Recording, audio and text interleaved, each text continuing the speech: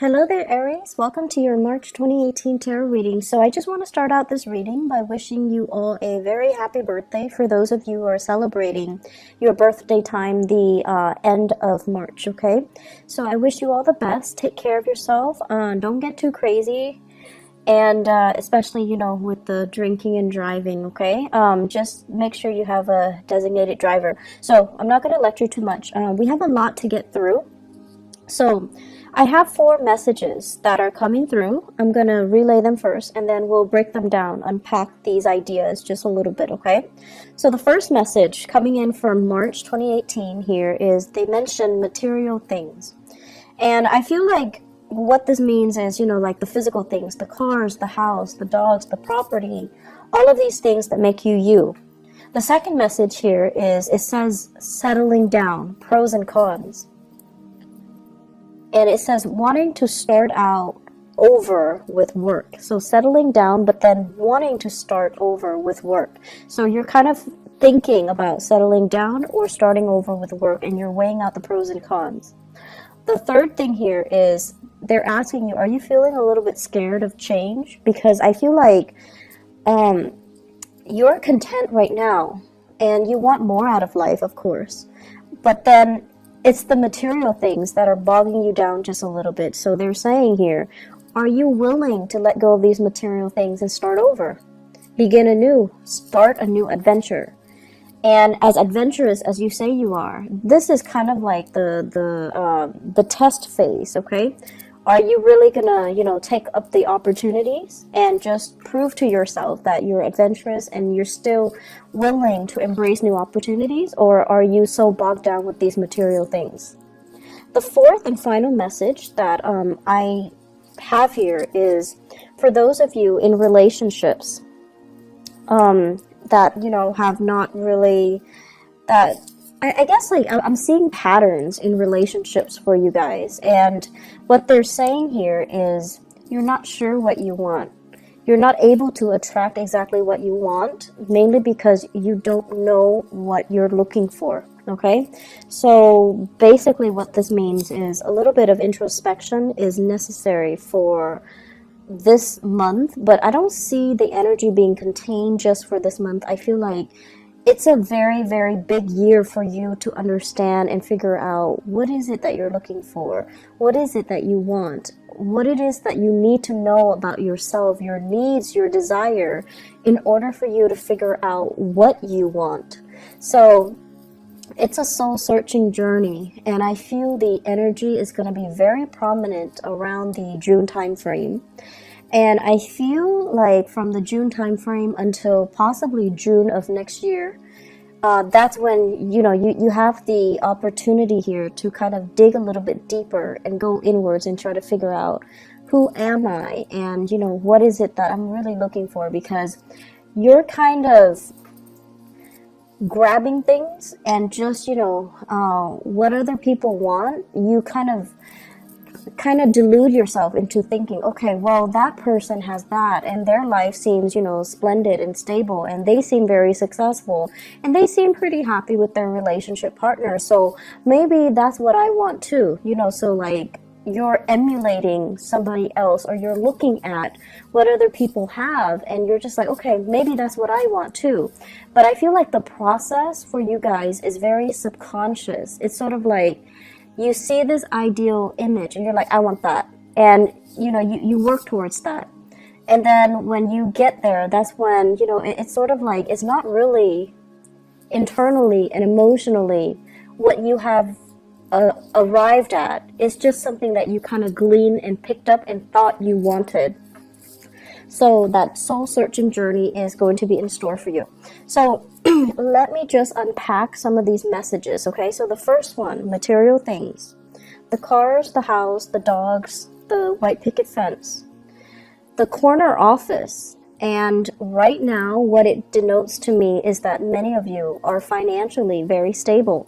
You're where you need to be, and I feel like you have a lot of career and professional success, okay? So I'm seeing people in corner offices, sipping their coffee, sipping their tea, looking out the window, and, looking at the people on the ground floor, outside the building. So you're just like, I've made it. I'm very established.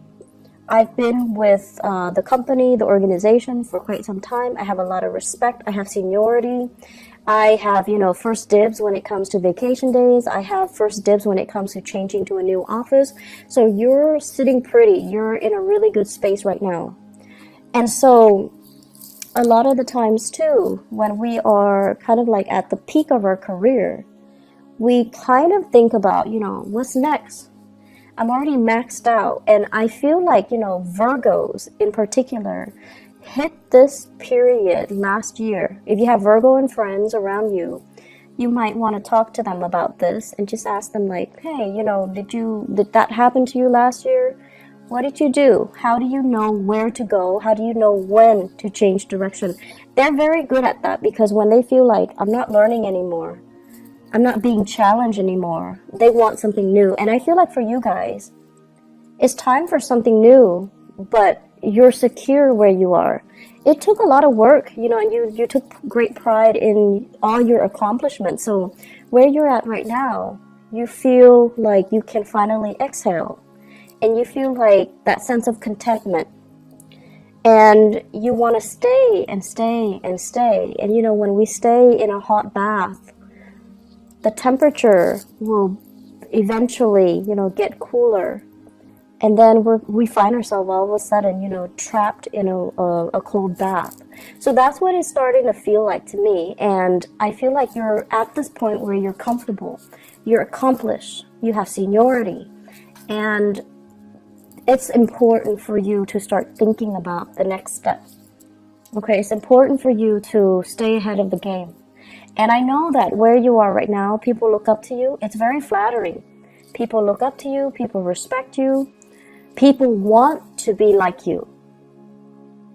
But I also feel like you would be shortchanging yourself if you don't allow yourself to shift to a new position, a new situation, where you can grow, where you can learn, where you can even have more responsibilities.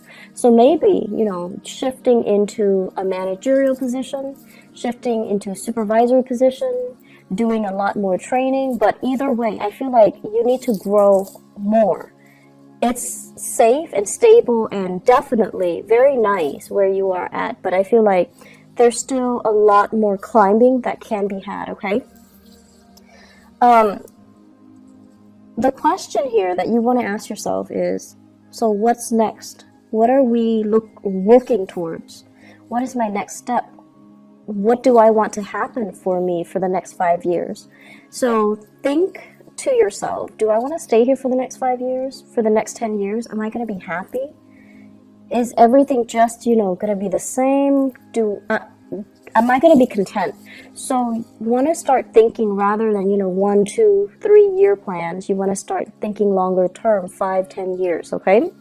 The second message here, I hear settling down, children, and then wanting to start out with a new path when it comes to your work.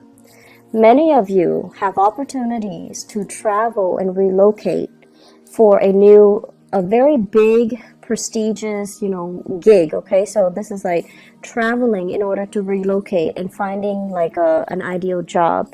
And the transition is going to be amazing, okay? It's going to be very phenomenally good for you, for the family. And even if you're making this move on your own, I feel that it's the right move. I'm seeing a lot of people like heading in the eastern direction and northeastern direction as well. So west heading east. And I'm also feeling as well, it's this process, settling down, wanting love, wanting to have children, wanting to have a family, because right now you're kind of like, at the top of that mountain. You feel really good. You feel very financially secure. And for some of you, it's not so much about what's next professionally, but more about what's next emotionally. I'm ready right now. I'm settled. I don't want to climb anymore. I want somebody to share this beautiful view with. I want a lover. I want family, and I want to settle down and have that sense of family. But then you're also wondering, if I were to, relocate, is that going to interfere with this family? situation. So there's that push and pull factor I feel coming in for many of you. So you want to really think about, what it is that you're looking for, because I feel like it's like floating around you. You're kind of looking at other people and their lifestyle and emulating what you see, rather than, really asking yourself, am I wanting that because of what I see somebody's version of it or vision of it? Or do I need to create my own? So I feel like that's really important for you to have that sense of authenticity, of that sense of individuality in the things that you're creating. Otherwise, you're just, creating a replica, and you're not going to be happy, with a copycat version of somebody else's dream, somebody else's life. So it's really important to authentically ask yourself, to like have your own sense of authenticity in the things that you do and the life that you're trying to create. Third thing coming in here, are you a little scared of change? So Aries, this is not something that I would expect to see for you ever. And this is not something that I feel, you ever want to admit to other people, okay? However, around, our solar return or birthday time, we tend to have this moment where we kind of take stock, okay? So then we kind of like have this internal dialogue with ourselves. Okay, how old am I? How old am I turning? Am I turning 34? Okay, so I'm 34 right now. Where am I in relations to all my friends? Are they as accomplished as me? Do they have families? And I feel that you guys do this internal dialogue. You go through it. And what it does is that you're once again, this sense of, having a timeline. At this age, I have to do this. At this age, I have to get a house. At this age, I have to get a boyfriend. At this age, I need to get married. At this age, I need to have kids. So it's just, this keeping up with the rat race, okay? And then also having these expectations for yourself about, when things need to be achieved, when things need to be done. The past 10 years, I feel for many of you, things get sidetracked and you feel almost as if I can't have it all. It's almost like love would be going great and then career would be kind of like at a lull, okay? Like I hate my boss, I hate my coworkers, but then love is great. And then for the others of you, it's the opposite, where it's like love was just kicking your butt, and then career was really taking off. Friendships were thriving. Social life was vibrant, but then the love situation left you feeling almost like it just corroded your self-esteem. And so right now, I feel many of you are at a point where you can have both. You definitely can plan for both, and both of these great things are coming in for you in love and career as well. And so when they both come at once and they're both so stable and splendid, it's almost like you can't really believe it. You feel like, I can't close my eyes, otherwise I'm gonna wake up and realize it's all been a dream. So you're at a point right now where things are really good and you want to just, you want things to be status quo. And you fear any type of movement, any type of change is going to snap you back to reality and kind of like pull this idyllic situation away from you. So it's like you're fearing change, and you fear that change will disrupt whatever is real in front of you. And the point that we need to remind ourselves is, if it's real, it's going to be there no matter what, right? If it's an illusion, then it's never real to begin with. So I feel like you kind of need to gently remind yourself, if it's real, if it's meant for me, it's gonna be there no matter what. And I feel many of you have dealt with, this big relationship that kept coming back. And you're just like, oh, it keeps coming back, it's meant for me. And then because it wasn't meant for you, it wasn't like, what's meant for you, it was a mistake. And now you're kind of doubting your reality. Now you're kind of doubting, But how will I know? Because that last thing kept coming back, but it wasn't right for me. How will I know? How can I make how can I distinguish what's really for me versus what keeps coming in to test me? And so you're having a lot of, self-doubt. You're also doubting your reality. You're doubting as well what you know and what you can trust, okay?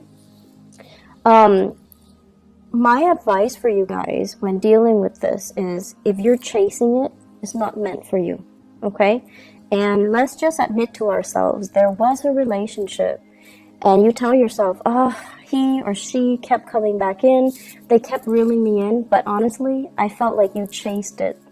And so whatever you're chasing, if you had to chase it, it's not right for you. It's trying to go the other way. And you're kind of like superimposing yourself in front of it because you're chasing it. You want it back. You want to retain it. You want to own it, and you want to possess it. And that's a major indicator that something's not meant for you, someone's not meant for you, or a situation's not meant for you. So let's not kid ourselves about that, okay? Be very, very real with our intentions, okay? So, I guess to sum up that third message, are you feeling a little bit scared of change? I feel that you are, Aries, and I feel a lot of it has to do with the fact that something happened in the past and you can't trust it anymore. And the right thing for you to do right now is, let it come to you. Don't chase it, okay? You're a very proactive sign. You're very resourceful. You're also very impatient. You want things to happen faster, quicker, more intense, more, magnitude, more excitement. And so you tend to chase after things, and that's not the way things work. We can't really push and expect to get a good outcome, okay? So just be patient a little bit and let it come to you, okay? So the final message here is, first of all, they mention as well, you're not sure what you want. You're not able to attract what you want because that process about knowing ourselves, figuring out what we need, and being very, very honest with ourselves when we have these internal monologues. We need to have that self-honesty in order for us to really know ourselves, and in order for us to, once we know ourselves, to be able to attract things that, not only things that we want, but things that are actually very good for us and that can help us grow as a person, okay? As humans, we always have things that we want, but are they good for us? Probably not all of them are going to be good for us. So the right thing to do is trying to distinguish, what are actually good, what things out there is actually good for me, and then what's really going to help me grow. So I feel like that's what you're going to need to, at the end of the day, ask yourself. And then you're going to also need to learn to be patient and also understand that not everything that you want, not everything that you possess or you crave and you want to cling on to is going to be good for you. So distinguishing between what you want and what's really good for you is going to be really important. And as I'm saying this, I'm hearing you guys say, but I want it, so it has to be good for me. And the things that you want, it's so, like, the desire is so strong because, when you see something that you like, you beeline for it, right? Like you make like this full focus all of your energy, your entire being, and you go after that thing. So it's like an arrow. That's what it feels like to me. Like you're so focused and fixated on it, on that desire, on that sense of like, I want that. I want to possess it. I want to own it. I want to grab it. And you kind of don't think about, is it good for me? Okay, so it could be a person, it could be a thing, it could be whatever it is that's not really good for you, that you kind of go after no matter what. So let's really think about, in the spirit of growth, how is this thing, this object, this person, this desire going to help me grow? How is it going to make me a better person? And then operating from that space where you're learning to kind of like control that desire, and then telling yourself, maybe another day, maybe in like a different time, maybe when I'm in a different place in my life. And as I say that, I'm seeing that many of you are like, thinking about parenthood, motherhood, fatherhood, and you're just like, I really want that, but maybe the timing is not right. So you want to just, calm down a little bit and tell yourself, maybe later, maybe at a different time, maybe when we're both a little bit more stable, or maybe when my partner is sure, or maybe when I'm sure. Okay? And then I'm also seeing as well, for others of you, this sense of like, I see you looking at pictures, social media pictures of other people with this fairy tale, family ideal life. So some of them are like world travelers where they're going to different cities and everything looks very exotic, and they take these stunning pictures and you're just like, I want to have that life. And then you look at the pictures, and what you fail to see is that, first of all, the pictures are contrived, but I know that you're smart enough to know that. The pictures are contrived, okay? But then also, the people in the picture, it's a picture of them in a new landscape. And they feel kind of lonely, right? They feel kind of lonesome, and the picture just feels very staged. And so you're looking at things on the surface, but then the next time you see it, you have to ask yourself, are they really happy there? It feels a little bit lonely and it feels a little bit empty. So is that really the life that you want? And then for others, looking at people who have, family portraits, like they have dogs, children, and the love of their life, their husbands, their wives, their significant other, whatever it is, and it's like this idyllic picture. And what you also fail to see is the work necessary, the compromise, the labor pains, the, late nights, staying up with a sick child, and all the arguments and the disputes between a significant other. All of these things are normal human experiences. And in order for us to create, like a beautiful family, it just doesn't happen overnight. We just don't fall madly in love and, have children and live happily ever after. It requires a lot of work. It requires a lot of sacrifice. And it requires a lot of letting our ego to the side so that we can really understand what our partner wants. Okay? And I feel like you're not really seeing that either. One last message that I want to leave you guys with here is I feel like, so this is, it's a little bit difficult for me to unpack, so let me try to do this. First of all, I see many of you telling yourself, once I have that perfect partner, once he or she shows up in my life, I'm going to quit my ways. I'm going to quit going out. I'm going to quit, staying out late, drinking, blah, blah, blah. And I'm going to become a little bit more domesticated, a lot more reliable. I'm going to do everything by the book once that perfect person appears in front of me. And then you're looking for somebody that is very similar to you. Exciting, fun, life of a party, and just as dynamic as you. Because you're very other oriented too, but you also need a lot of stimulation from your environment. And then when you meet that same person that is exactly like you, I feel like this sense of possessiveness wants you to have them be a little bit more domesticated. So you want them to stay home. You want them to exclusively to yourself. You want to spend more time with them. You want them kind of like contained within the confines of the relationship. But because they're so, you like them because they're independent, because they're strong mentally, because they don't take things lying down, because they're not a doormat, because they're just, as individualistic as you are. So they don't like to operate under the rules and the confines that you give them. So I feel like that's what's happening here. You're attracting exactly the types of people that you want.